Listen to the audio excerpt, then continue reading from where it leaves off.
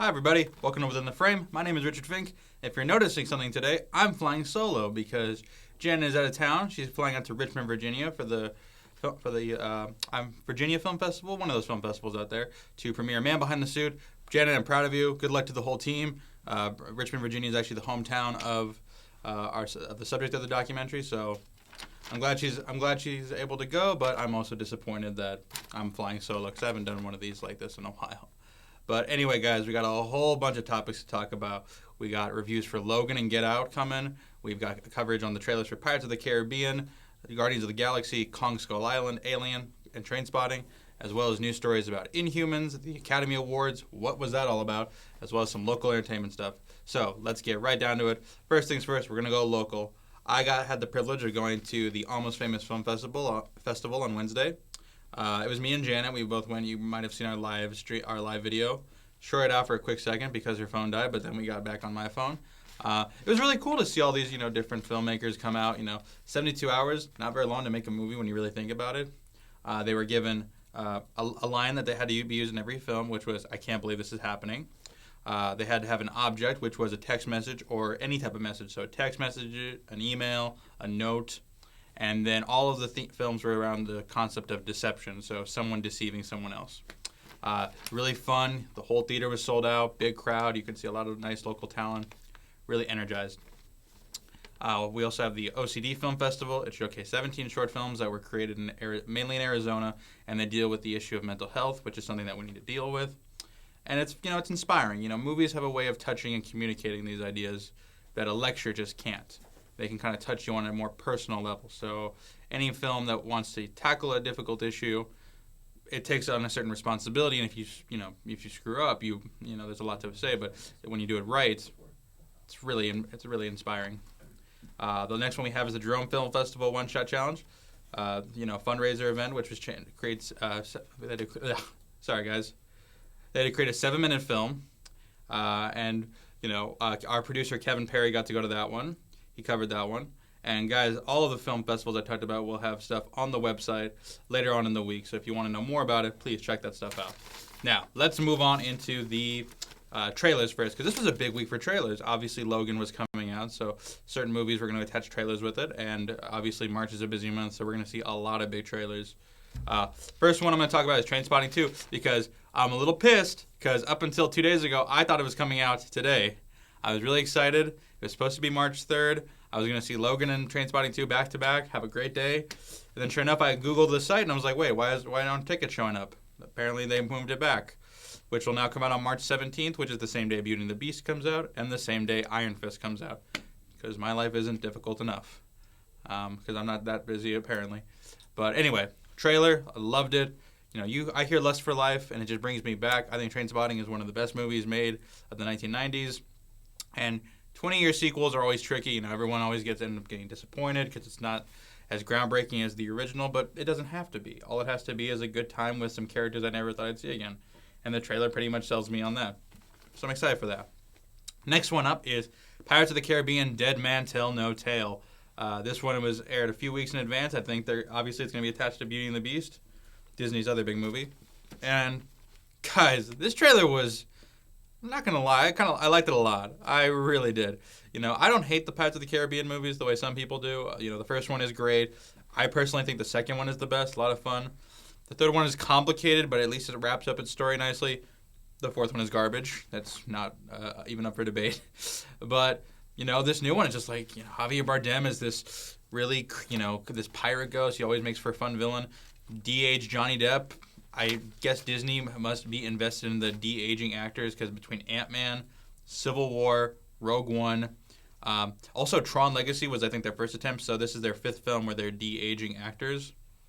And got this cool pirate ship that looks like a crab or an octopus. That was pretty bomb. And like I said, I've posted an article about how I think this is basically going to be like their Force Awakens. It's going to set up a whole new series of Pirates films while also kind of putting an end to the Jack Sparrow legend.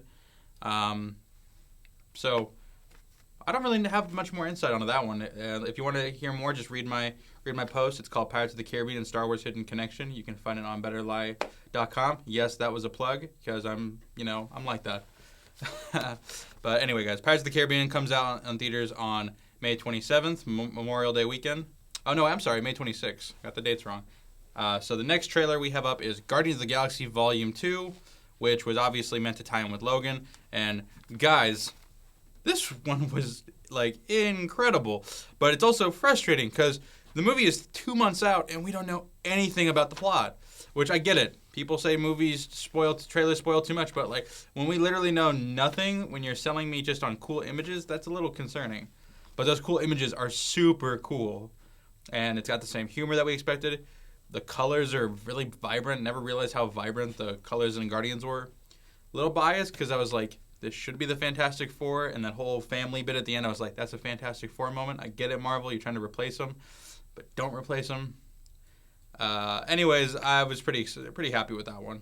I also like that we finally have confirmation that, for at least a general audience, that Mantis and Yondu and Nebula are officially Guardians. The next one we have up is, and Guardians comes out on May 5th. Cinco de Mayo, that'll be nice. Now, next up, Alien Covenant. Now, I've made my thoughts about Prometheus very clear. It sucks. It sucks a lot, guys. Prometheus is bad, and that's saying something in a franchise that includes Alien Resurrection and AVP Requiem. So I wasn't super excited for a new Alien movie, especially by Ridley Scott. But The Martian was rad, really brought back Ridley Scott. And watching this, I was like, my goodness, I've never seen an Alien movie this bloody, which is funny because, the first one is a horror film, but none of the other ones really were. So it's nice to see it going back to those roots. I love the idea of it being a ship full of couples. They've never done that before. It's a really good way of doing colonization, of exploring that concept. I love Catherine Waterston ever since I saw her in Inherent Vice and then in Fantastic Beast. Her presence alone just makes me that much more excited for this movie. There's something I want to point out, though, is that the Xenomorphs look kind of weird in CGI. I think because of the way their suits were designed, they were meant to be like practical suits. So they look kind of weird and they don't move quite right in CGI form. But they still look awesome, though. I can't explain why it's weird, but awesome. So Alien Covenant arrives in theaters on May 19th. That'll be fun. It'll also be really, really bloody. And if you go see Logan, you'll get a special R-rated version of the trailer, which shows some stuff I'm not allowed to talk about because it's too gory. And the last trailer up is Kong Skull Island. This movie comes out in 2 weeks, and maybe they think people aren't excited, or maybe they just want to get people more excited. So they released a much more action-packed, heavy trailer, shows up the monsters. And look, I need to make a confession, is that I need to make I'm going to go see the movie. And I'm sort of excited for it because I like gorillas and I like action movies and I like monster movies. But I don't like the way Kong looks and I don't like the way Skull Island looks, which is problematic in a movie called Kong Skull Island. Well, I don't like the 3 things in the title. It's just because Kong, he's standing upright. Gorillas don't stand upright. He's too big, but he's also not big enough to fight Godzilla, which was the whole point of making him too damn big. And Skull Island just looks like some bland, generic jungle in, the South Pacific. The part of what makes Skull Island interesting as a place is the place lost in time. It's mysterious. It's exotic. It's got, it doesn't look like anything else on Earth. It's jungle, but it's also something more than jungle. That's what the 2005 film got really well. And maybe I'm biased because I love the 2005 remake, and I'm willing to admit that. I've carried some bias with me. Maybe I'm no better than Ghostbusters fans who didn't let the new Ghostbusters have a chance. I take that back, actually. I'm a whole lot better than Ghostbusters fans. They were awful. Not all Ghostbusters fans. I can already see the comments section lighting up into a shitstorm. But anyway, so Kong Skull Island arrives in theaters on this week, actually. Hopefully I'll have time to see it, so we'll review it for next week's show. And now moving on into the mainstream news. First one we should talk about is the tragic loss of Bill Paxton. Bill Paxton died the night of the Academy Awards, and it was heartbreaking. Bill Paxton was, he wasn't like a big movie star, but we saw him in so many movies that we kind of figured he'd always be around. He was the everyman, and from when we met him as in Aliens, he's the ultimate badass. To actually we met him in Terminator. Technically, that was where he first is introduced, and then Aliens. And just Twister, Titanic, Predator 2. He was on Agents of S.H.I.E.L.D. for a while. He was just in so much. His body of work, he will be greatly missed. I know he's currently on the show Training Day, and I know the show's status is up in the air. He finished all his episodes for the season, so where they take it, if they do a second season at all, we're not entirely sure. But Bill Paxton, we do miss you. The next story we have up is Cress Williams has been cast as Black Lightning on the CW's adaptation of the DC Comics of the same name. interesting about this is Chris Williams is, I believe, in his late 40s, early 50s, which is pretty old for an actor playing a CW superhero. They're typically known for casting really young people because that's their target demographic. So it's really interesting to have like an older superhero for them. If he'll cross over with the other heroes, if this will create an interesting dynamic.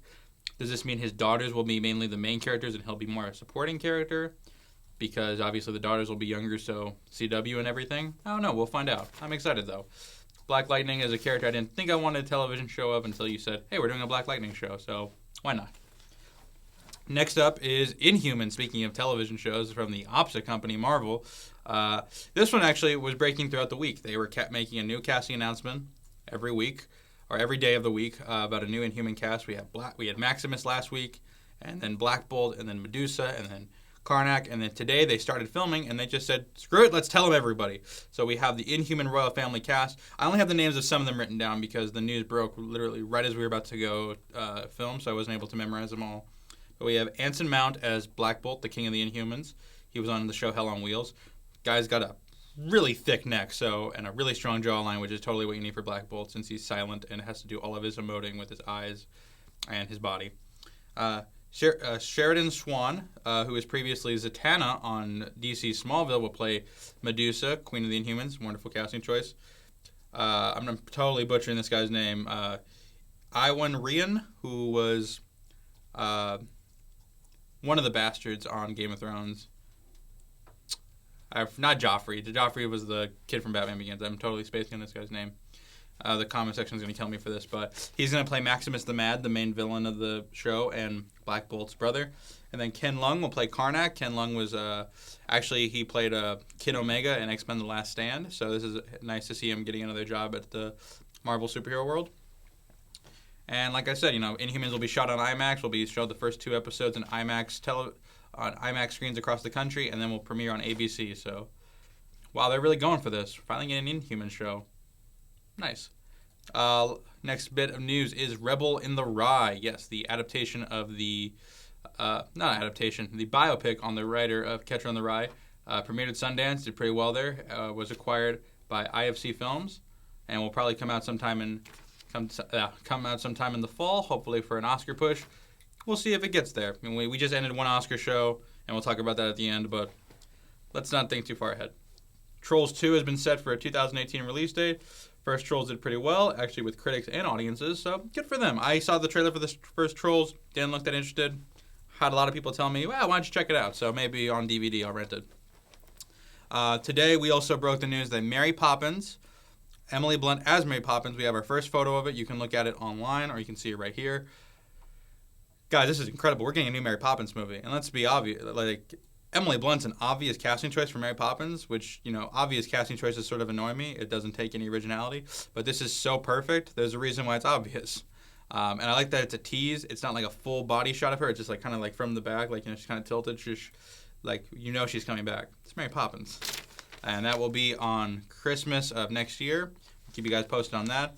And moving from one Disney story to the next, we have Beauty and the Beast. And the big story about this one is that they revealed that Josh Gad characters LeFou, Gaston's little, I want to say lackey, that's what you would call him, will be Disney's first openly gay character in a movie. This is huge, guys. This is a big story for something like Disney. Can't believe it took them this long also, because Disney has a big following in the LGBT community, and it's a story that I feel like is going to be blown way out of proportion. Some people are going to get offended about it for no reason whatsoever. And I think, at one thing it's okay, Bill Condon is an openly gay filmmaker. Howard Ashman, who helped create the original Beauty and the Beast and wrote the songs, was an openly gay man who sadly passed away from AIDS before Beauty and the Beast was even released in theaters. And then you also have Luke Evans, who's playing Gaston as an openly gay actor. The movie is very inspired by, camp, and, obviously there's an element of fop to it, which is commonly associated with it.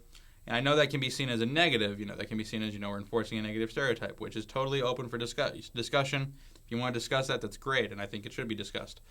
But we cannot understate the value that a major company like Disney is taking steps to include this, which is a big step forward for them.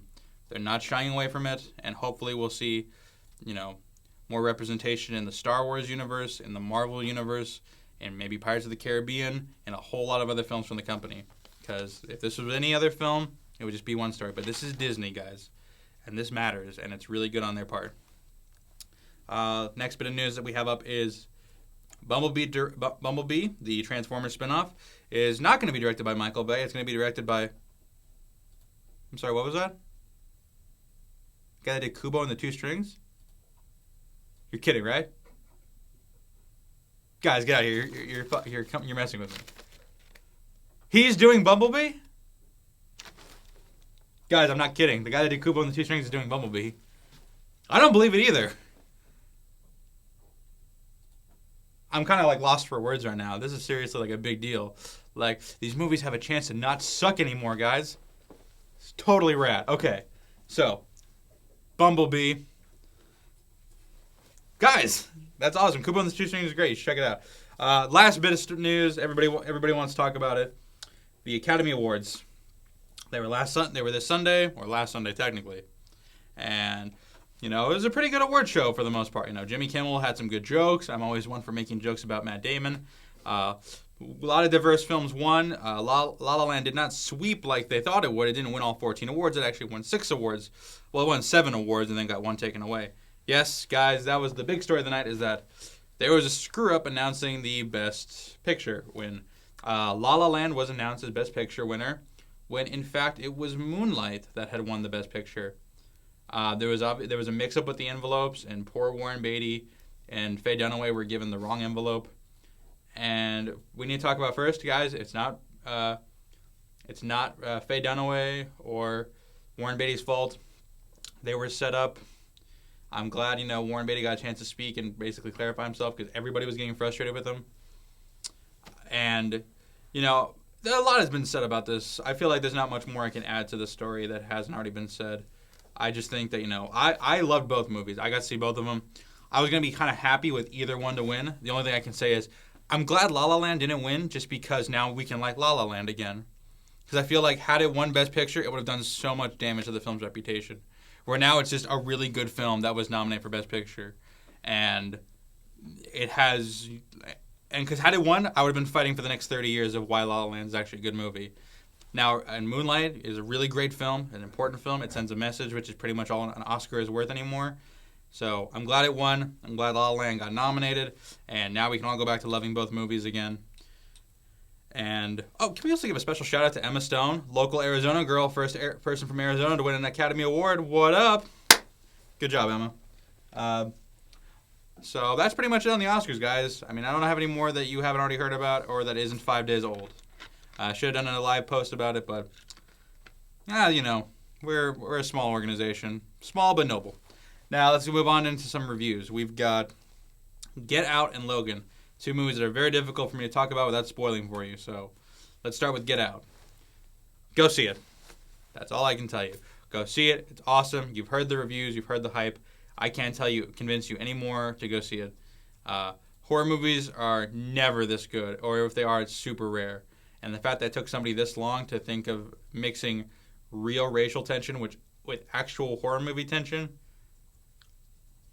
it's kind of dumbfounded that no one's thought of it. And Jordan Peele makes, the very fact that this is his first directorial debut, it's already kind of oxymoron saying first and directorial debut. Those are the same thing.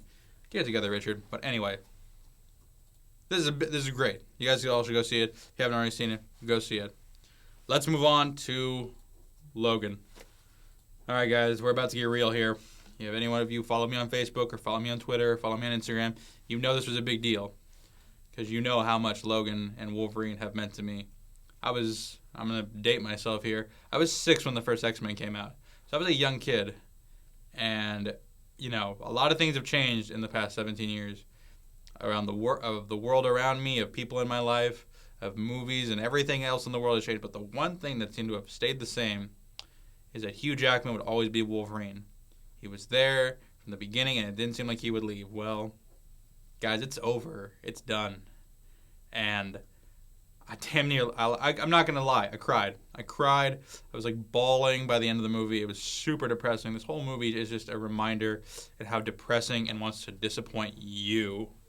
And it's not disappointing you in like a bad way. It's disappointing you in a good way because there's no heroic end for the X-Men. There's no, it's all just such a downer. I can't talk that much about it without giving away spoilers, but I can just say Hugh Jackman gives the performance of his career. It's amazing that it took the third Wolverine movie to be not only the best Wolverine movie, but probably the best X-Men movie and probably one of the best superhero movies ever, which is weird because the third X-Men movie, in every sense of the word, tends to suck. Patrick Stewart, like, I know the Oscars were just last week, but I don't know what I have to do to start campaigning for Patrick Stewart's Oscar. I'm gonna start sending emails to the Academy like, guys, we got to get this now. Daphne Keane is a find as X-23, and Marvel, if you're not publishing X-23 like merchandise by next week, you're dumb and you're losing a lot of money because every little girl is going to want X-23. And if you're asking me why are little girls going to see an R-rated movie, I don't know, but they should. But it's awesome because this is a girl that, this is the best character for young girls. Just the fact that they can see themselves as an awesome superhero. Step in the right direction.